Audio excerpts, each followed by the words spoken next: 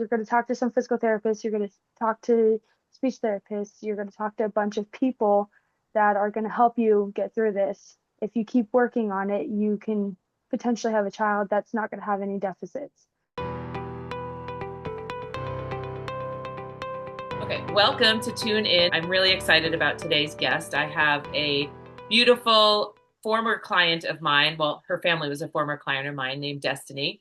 And I have always been really inspired by this woman. She is a young mom and always just the best attitude. Like every time I go there, she was in a great mood and always did all the strategies that we taught her.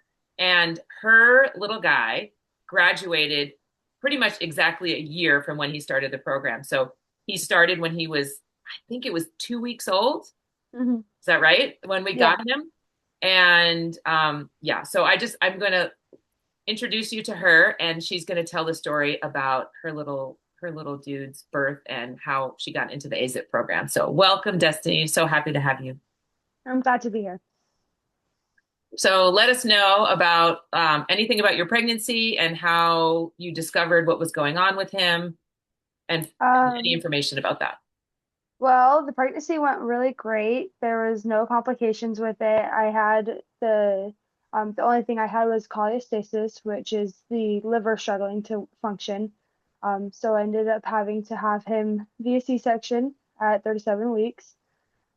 Everything was great day one. Showed no signs of seizures. He showed perfectly healthy baby boy. He was put on oxygen for low oxygen, common C-section complications, low oxygen, regulating temperature. Everything else was fine though. He was returned to me in the postpartum room after being in the nursery for a little bit. And then day two, I noticed that he was having seizures on his right side. Both his arm and leg were kind of like jerking. Mhm. I took a video of it and I immediately showed the doctor because I knew what to expect. I'm a teacher of babies, so I know what to watch out for. Um, so I told the doctor, showed the doctor the video, and they transferred him to the NICU, later finding out that he had a stroke in his left motor cortex, which controls his right side. And they had done an MRI, right, at that point? Yeah, they had it was day 5 in the NICU. They did a MRI, they put him under and did a full MRI of his brain. Wow, that must have been a little scary in that beginning days.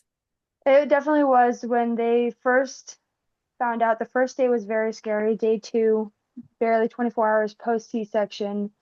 My second little one, so it was very scary to be transferred out of the hospital. They released me um, so that I could go to the NICU with him at a different hospital, and he was hooked up to all kinds of different machines and Mhm. IVs and everything. And it was really scary. But I knew that it was necessary and needed to because the seizures could have potentially caused more damage than um, if we had not caught him in time. Yeah.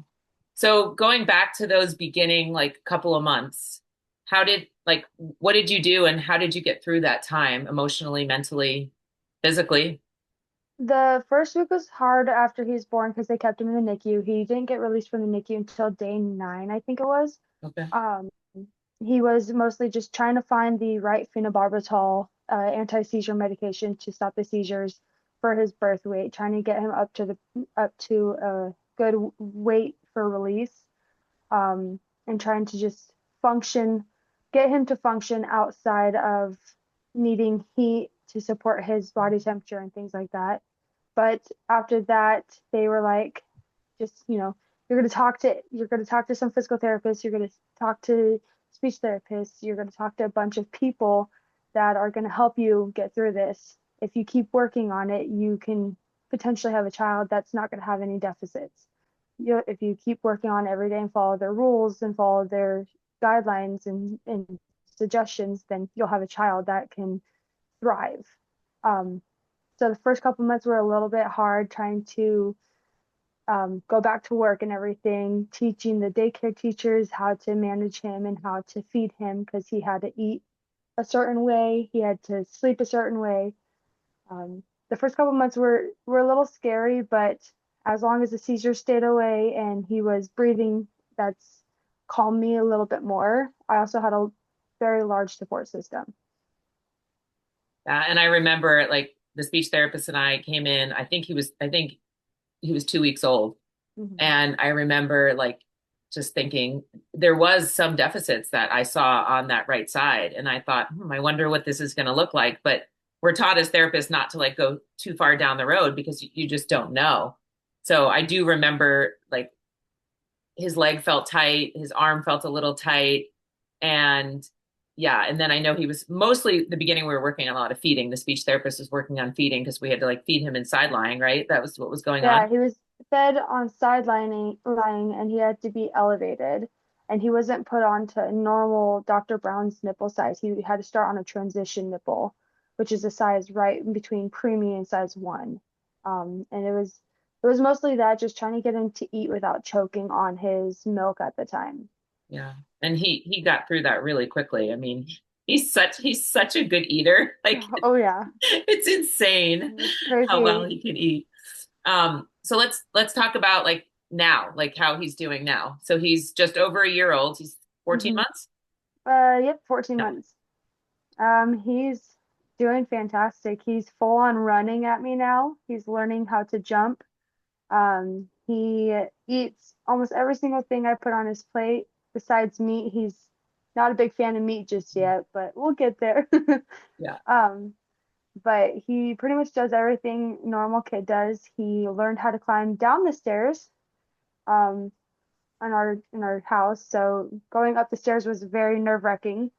And then when he finally learned how to go down the stairs, we are like, okay, we can remove the baby gates now and see how he does. And he does fantastic with doing all the things. He brings his shoes to me because he wants to go for walks, and it's just a big difference from the baby who I was like really stressed about, thinking he wasn't gonna walk. Like the neurologist told me he might not walk by a year old, he might not crawl by his time of the milestone.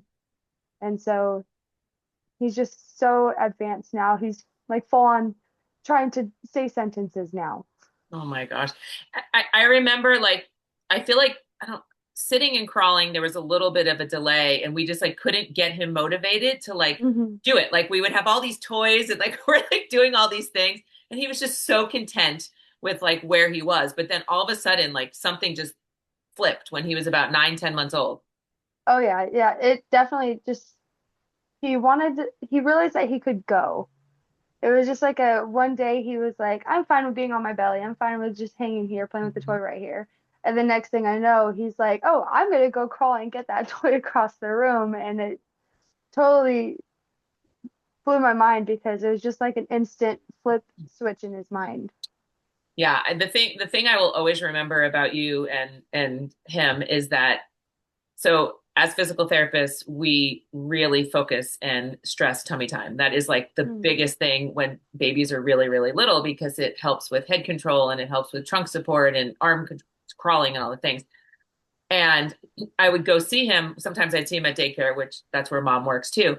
And she'd be like, well, he's on tummy time for like 30 minutes. And I'm like, how? Like, how do you get him in tummy time? She's like, well, he'll be 5 minutes. And then once he starts squawking and being annoyed about that, she goes, I'll put him in a different tummy time position. I'll put him on the boppy or I'll lay him on me. And so, like, each time he would get fussy, she would just change into a different tummy time position and to the point where he was now tolerating 30 minutes and I was like oh my gosh like and he was happy as a clam like for all of that time and I shared that with a lot of parents because a lot of parents like oh they're complaining after 2 minutes I'm like no try this so that was really helpful for me to be able to translate that to other families because you had had so much success with him with that.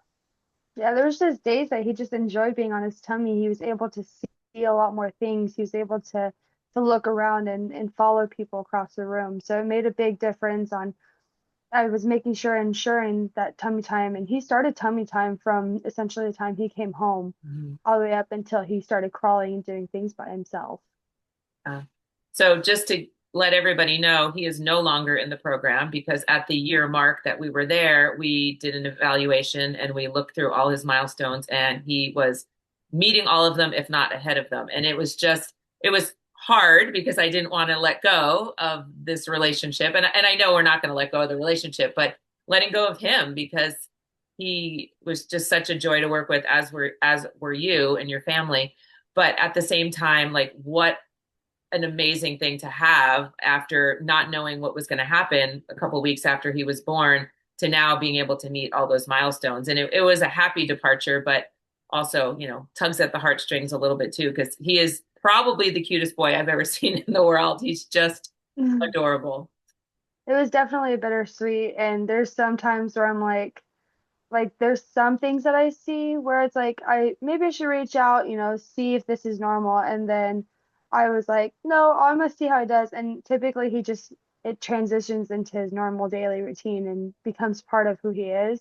Yeah. And one thing that the neurologist said is I may not be able to see where his deficits are because of how well he's doing, but they might be able to see. So I think that's really something that just kind of sits with me is I watch a little bit closer than most normal people would.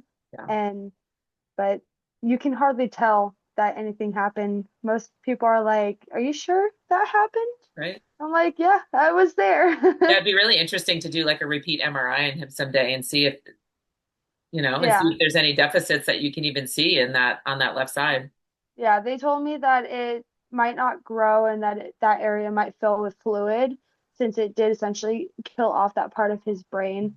Um, we see his neurologist in August, I believe, to check up with them and see how everything's going. So I'm wondering what that's going to look like and see if they plan on ever doing repeat or anything like that because he Yeah. is at risk of someday the seizures could return, and Yeah. I wouldn't know until that happens.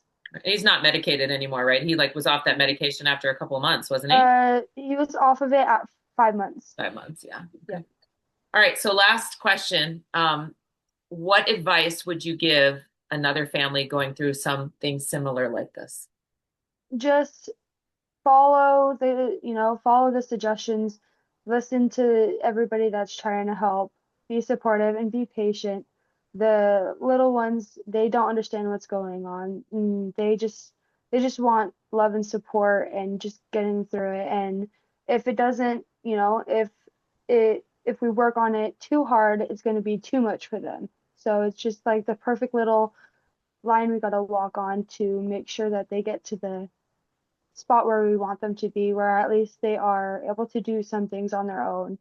Um, I got truly blessed because of how hard I worked with him and how willing he was. And I know that some babies aren't willing to work that hard, but just being patient and loving them, it will get them to where they need to be. Yeah, and we always try to stress letting them be a kid. It's really hard when you're in a program like this. Like some parents are like want to work on therapy all the time with them, and Mhm. they need to be a kid too. It's not they will feel that push and that pressure that the parent puts on Mhm. them. So I always feel like that's really important is just let them be a kid because they're going to learn. They're going to learn from the other peers in their classroom or their siblings and things like that. So Yeah, we had to really work on the right side, using the right side to step, and when we didn't work on that side, you could tell the difference of him just enjoying life. And then when we would start working on it, he'd get a little bit upset with us and angry, and it just made me realize that okay, maybe I need to step back a little bit and let him figure it out on his own. yeah. Yeah, like I always try to tell parents too, like when you're working on when you're in this a program like this, it's just so easy to always be doing it, and then it's like it you have that microscope on them all the time. Whereas if it was a typical child that didn't have a delay or didn't spend 6 months in the NICU, would you be doing that? No, you wouldn't be Mhm. doing that. So like try to like take a step back and be like, okay, we're going to work on therapy for 5 minutes, 3 times a day, and then the rest of the time, just letting them figure Yeah. out stuff on their own. And every little minute counts, even if it's 30 seconds or 5 minutes, every little bit counts towards it. When my little guy started rolling, he didn't really want to roll, so I was just encouraging him to try to do it. Yeah. Well, I appreciate the time. It was such a great journey to be on this with your family. Thank you for letting me be part of it. And I hope that we can stay in touch. And thank you for inspiring so many young moms that are going to be really learning a lot from this. I'm glad I can help and I'm glad I can share our story.